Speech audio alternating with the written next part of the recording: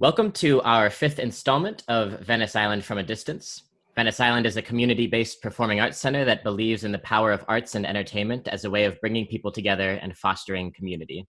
As such, we have a responsibility to amplify the important work of marginalized voices in our community and to advance the conversation surrounding race and the arts, a conversation which has reached a fever pitch in light of recent civil unrest. Due to the COVID-19 pandemic, we are unable to have their voices live on our stage, so instead, every Monday night through the end of August, we will be posting informal interviews with artists, collaborators, and voices in our city who have much to say about the role of arts and culture in the midst of racial, political, health, and financial crises. I'm your host for this week, Ryan Rebel. I am co-founder and co-artistic director of the Shoebox Theater Collective, who operates out of Venice Island. Our guest this week is Mark Jerde, who for the last 5 years has run the Manayunk Chambers Guest House, a luxury bed and breakfast in Manayunk. He's also a board member of the Manayunk Development Corporation, and through that position has organized the first Out and About Manayunk in 2019, an event designed to celebrate the LGBTQ community and encourage inclusion. Thanks so much for joining me for this conversation, Mark. Oh, you're quite welcome, Ryan. Thank you for having me. I'm looking forward to the interview. Great. Between all those things mentioned, you're very active in the Manayunk community. So what drew you there initially? My husband and partner of 15 years has been a member of Manayunk's community all of his life, and it was easier to to move here than to have him uproot himself to anywhere else in the Philadelphia area. So you moved to Manayunk and you became very active in the community. What inspired you to take that path? Well, Manayunk is on itself, in and of itself, a really unique community. The fellow business owners in the area have been here for many years, and the community is very tight. I mean, one of our credos is the unity of community, and that I feel is true to Manayunk. Yeah, I mean, it's also a gorgeous place, and one that is changing pretty rapidly. And I think that you've been a part of that in a leadership position. Mm-hmm. Do you have any guiding principles for what you want to push forward in the community? Well, right now, we are starting to focus on the arts more so in Manayunk. As I'm sure you're aware, that we've had the Manayunk Arts Festival taking place for over 30 years. It's quite unique. It brings thousands of people into Manayunk for the 2 days that it's here. And we feel that that is one of our identifying trademarks here in Manayunk. And we are actually planning on focusing on that and featuring many local artists in the area to kind of give them a voice in the area, and which would help bring guests here, to the community, to the neighborhood. Yeah, absolutely. I have a bit of a long-winded question. I want to talk about Pride and sort of transition into your work with Out and About. The first Pride was an anti-police riot started by Marsha P. Johnson, a Black trans woman. And Pride started as like a really radical thing. And over the decades, a lot of Pride events have become like a lot more corporate and whitewashed, to the point that a lot of non-white queer folks don't really feel comfortable showing up for them. Mm-hmm. And we saw this recently in Philadelphia in 2017. There was the racist and transphobic discrimination at gay bars became so bad that for Pride 2017, Philadelphia responded by redesigning the rainbow flag to include black and brown stripes as a gesture of inclusion and solidarity. And this received a lot of backlash from the white gay community, but a lot of support as well. So with this context in mind, I'm really curious, like as the organizer of a Pride adjacent event, especially in an area like Manayunk, which is wider than most of Philadelphia. How do you think about race in your planning for events like this? Well, it was very important to me to be all-inclusive and to embrace the diversity. And I feel that Manayunk is quite diverse. We do have a Black community here. We have some Hispanic people, and we do.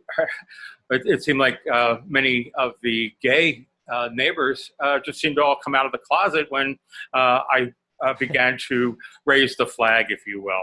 Mm-hmm. The fact that Amber hikes her all-inclusive pride flag from 2017, I loved it, and I'm celebrating that. And with offering the out and about in Manayunk, it is our time to celebrate the diversity that the community itself is, in an all-inclusive way. We are one of the members of a straight community, as well as we are part of the community, is really basically what it is. It's not divided, it's united. And that's the importance of that. Mm-hmm. You mentioned something I think is really interesting there, which is that when you made this push to start putting up the pride flags in Manayunk, a lot of people felt comfortable for the first time, coming out and saying, "I'm here," and this that gesture of specificity made people comfortable with expressing themselves for the first time. And I guess my a follow-up question is there a way to do that for race as well as sexuality? We spoke on the phone a few days ago, and you mentioned that you had wanted to focus on Black trans folks in a future out and about. Yes, yeah, that to me is very important, because there have been dozens of especially trans people of color who have been murdered in the United States. And I'd like to bring awareness to that and just let people, make them aware that it's important for the acceptance and the embracing of all members of our community to help fight the discrimination and the bigotry that takes place. It can take place every day. So with coming out of the closet, if you will, and being a part of the general community as just another member of this same one community is quite important. It's almost making us invisible, if you will, by coming out, is how I'm seeing it as a member of the community. So actually, could you talk more about that last phrase? I think that's interesting. Coming out makes you invisible by making you more present? Yes. Many of us feel this, being a part of the LGBTQ community, there's a safety factor. We don't want to come out. We always want to make sure we kind of test the water, whether we're doing it on a conscious level or an unconscious level, just to make sure that everything is safe. By accepting the community as a whole, knowing that it's a safe place. And I want to let people know that Manayunk is a safe place. And I came out myself very fearful years ago, and it was kind of silly, wasted fear that there was no need, because I came out. And in my head, it was much bigger than it really was, that I thought I was considered like the gay guy or whatever. What happened was that I just blended in and became a part of this general diverse community, which I no longer felt like I had gay guy written across my head. I'm just a member of the same community as everyone else is, whether it's the owner of a restaurant or the neighbor who has 18 dogs. They don't, but I'm just kidding. But it's a matter of just being a part of just a small unit of the same community. Yeah, I mean, we've seen tremendous strides culturally in the last few decades. Representation on TV, normalization, so that it has become more possible for some people to come out and feel that way, like, oh, no, this is great. It wasn't as quite as scary as I thought it would be.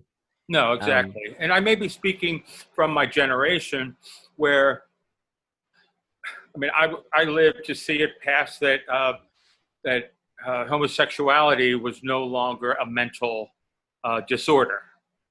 So I come from a background where it was difficult to come out, and once I did, I mean, for the past over 2 decades, it just created that sense of normalcy for me, rather than feeling like the freak, if you will.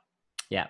Mm-hmm. Yeah, and I think that like increasingly a lot of people can have that experience. I think that it also comes along with certain privilege, especially like white people feel more comfortable now that being gay is normalized. But like we were discussing, trans people of color do not always receive that same like open arm welcoming feeling. And so what would you say to the folks who don't feel the same way about their coming out experiences, and like how would you make space for them?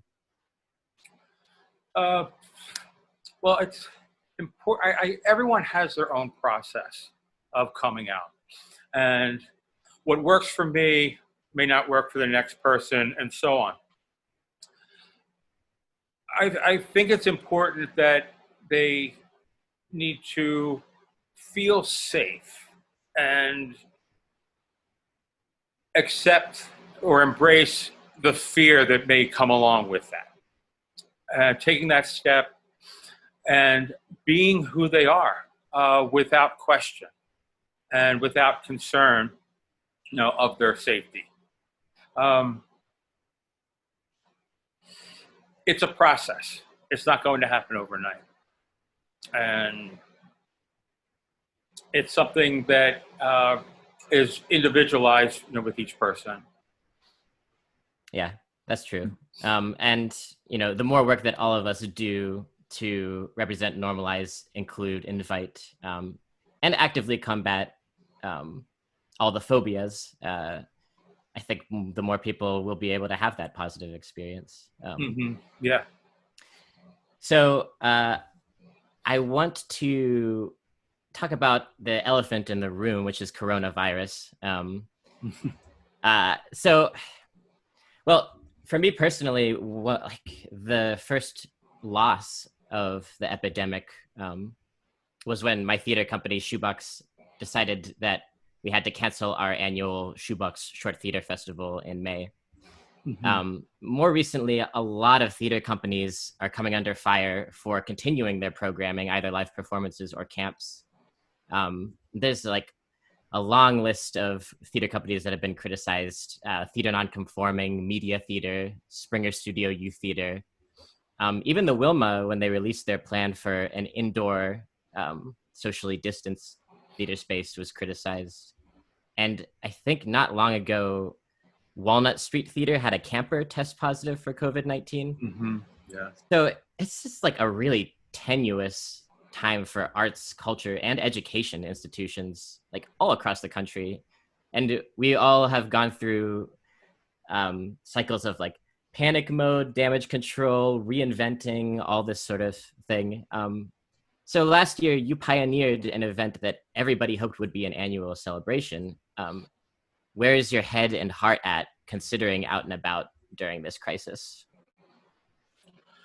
Well, to me, it is quite a challenge with COVID being thrown at us, and we're trying to create a sense of unity when we are we were forced to have to social distance. Really, throws a wrench into the works. Yeah. We at MDC, Manayunk Development Corporation, are really set to create something that we're not going to allow this to damage what we've already started. um, with the Out and About event was originally set as a what we refer to as a stroll the street type um, of event. It allows people to feel free to be out and about in Manayunk and feel safe uh, with having varied events throughout the street at the restaurants and various locations on Main Street as well as Venice Island. What we are hoping for this year is to continue that, but just keeping the social distancing in mind. We won't have any events that will be taking place inside any particular type of venue as we did last year with the drag show, or we had drag bingo, we had drag brunches. The events that are taking place inside the restaurants, many of the restaurants throughout Main Street have adapted by bringing their seating outside to the sidewalk and right to the street. So in Manayunk, we have that luxury of being able to do that. I've been working with Ian Morrison from the Drag Mafia, and he's great to work with. Has many different ideas on how to continue what we've started with having the events that are acceptably socially distant, as well as just at the restaurants. We may not have bingo, we may have a cabaret or something of that nature.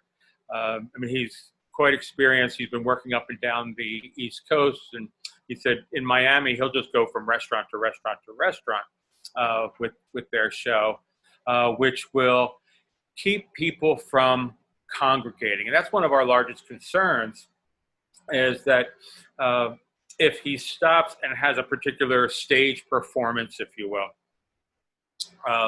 it will cause people to gather, and it's just natural that we all just become closer and tighter. And that is against what we need to be doing, is social distancing. So with him being able to stroll himself with the entertainment that'll be taking place, it won't give the social distancing, it won't allow anyone to break the laws of social distancing, really it. So you're moving from stationary events to things that are kind of in perpetual motion to keep people from congregating. Okay, that's interesting. Certainly we've seen Americans be uniquely resistant to social distancing and mask wearing.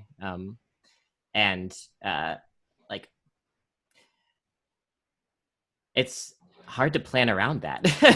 There's no trust. It is. It's become quite a challenge.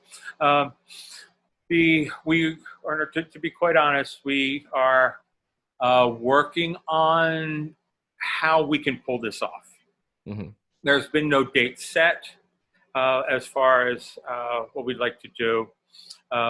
It's an event that we like to hold in the fall to celebrate LGBTQ History Month. So I'm hoping for some time in October that we may be able to do this. Yeah, you mentioned something interesting. I don't remember what the other event was, but you mentioned an event that was a pop-up event that didn't advertise and ended up being mostly expressed through pictures taken and like a digital presence because it wasn't advertised. Yes, it was our director, Gwen McCauley. We had to cancel all events because of COVID, to the end of the year.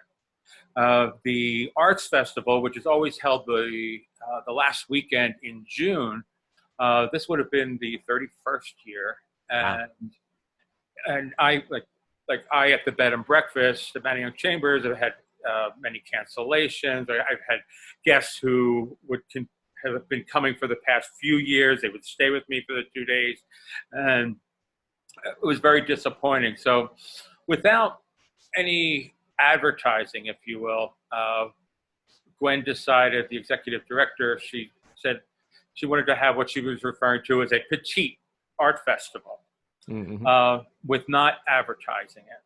And just putting out a few vendors. I mean, it was kind of testing the waters with what we are able to work, or how we're able to work with the COVID restrictions that are involved. And we are cautiously approaching any of these events because everyone's health is so important to us. And we feel that the mayor and the governor have handled it fairly well with keeping the state of Pennsylvania safe from COVID. And we don't want to do anything that is going to be counterproductive with the with the pandemic itself. But we feel that we deserve to get out a little bit and enjoy it. And the petite event was rather successful through social media. We featured some various local artists, and many of them were you saw it on Instagram and things like that. It was a flash that particular day over the weekend, and it was. It's who we are as Manayunk, with being adaptable, with doing the best that we can, given the hand that we're dealt. Yeah, I kind of was taken by this idea of this petite festival because, arts and culture events are about bringing people together. And we are a bit stir crazy right now. We all do feel like we deserve to get out and experience something. On the other hand, if we all follow up on that, it could cause disaster. And so this event was interesting because it was a physical in-person event with a select few people that people could then get out vicariously through others via social media, if that makes sense. Yeah, absolutely. It might not feel adequate, but it's what we're dealing with right now, Exactly. It's just we have to work with what we have. And this is something completely different than any of us have ever had to deal with before. And that's where our creativity has to come into play. And walking that fine line between fun and safety. Yeah. Which is moving forward, thinking about it, we'll look back and this will be quite an experience that we really truly have learned from, with how to handle something like this. And again, bringing us closer together. And I truly believe that. Yeah, it certainly seems like arts institutions, corporations, like schools, have had to imagine and be creative and reinvent in ways that will shape how they operate going forward. And that's going to be fascinating to see. With that in mind, next year, let's say, there's a vaccine, we don't have to worry about this so much anymore. What are you excited about for the future of Out and About and in general arts and culture in Manayunk? If I had my way, it would be the Out and About month. Yeah. And, maybe someday. Yes, and I think that would be a wonderful thing. And that's and that may be many years down the line. I've got an executive board that I have to work with. That depends on our success. But if there is an event where there is a vaccine created and we're all immune to this, and we go back to what our basically a newer normal will be, I feel that it will only help the city of Philadelphia become an even greater diverse city that it is. And it may be something that I just want it to just explode. Is really where I'm coming from with it, but I'm a bit biased with having it been my baby. Yeah, this has been a year of a lot of negative explosions. I think that we can hope for and look forward to and work towards positive explosions in the future. And yeah, I mean, you may be biased, but I think that a lot of people would love to see more events like out and about with more inclusion and more prominence in like our annual schedule. Hopefully so. Mm-hmm. Great. Before we wrap up, I wanted to ask, do you have anything to plug or amplify or anything that you want to talk about? Well, what I would really like to say is that people should at least keep an eye on Manayunk because we are in the process of a whole new arts renaissance that will be taking place here.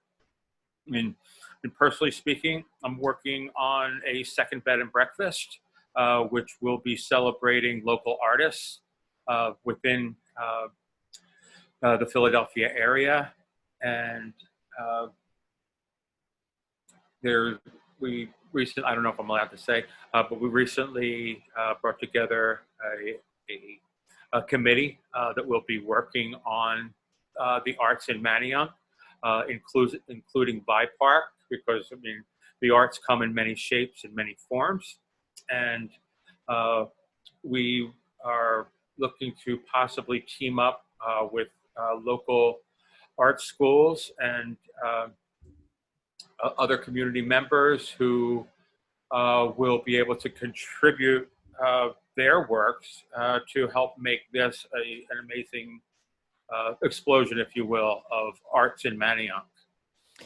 Yeah, I agree with that, and I hope to see so much more of it too. In this very interview series, there have been a lot of people and organizations that have been contributing amazing things to the Manayunk art scene and Venice Island over the years. That's what's great about your show is that you are able to expose these artists, to the listening area, which is important. Because when there's others out there who feel strongly about the same thing as you do, it creates such a strong energy that will help move it forward. Yeah, I mean, I've been at Venice Island as a tech worker since it opened in 2014, I want to say. Yeah. And for years, I remember talking to people about my workplace and nobody had heard of it. But that's changed drastically. Word is getting out about Venice Island, about Manayunk. It's unique in itself, where it's a wonderful part of Manayunk, and I truly am happy that it's here. In fact, for next year, I've already booked a date with Noah I'm not sure what we're going to do there, but as a 250-seat theater, I'm looking forward to filling all of those seats and doing quite a massive event for Out and About in 2021. It's a space with a whole lot of potential. Absolutely. Yeah. I mean, inside and out. Mm-hmm. I recommend everyone check it out sometime when it's safer to do so. It's a gorgeous building and a gorgeous area surrounding. Mm-hmm. So thank you again for this conversation. It's been great. It's my pleasure. Yeah, I appreciate your insights. No, thank you. It was great being here, and I appreciate getting the word out. Thank you. Yeah, great. I also want to thank our featured restaurant for this week, Winnie's Manayunk. Please join us next week on Venice Island from a Distance when Dara Lyons talks with Zach James, CEO of Rebel Hill Consulting and a partner at the media outlet and production house My New Philly. We'll see you then.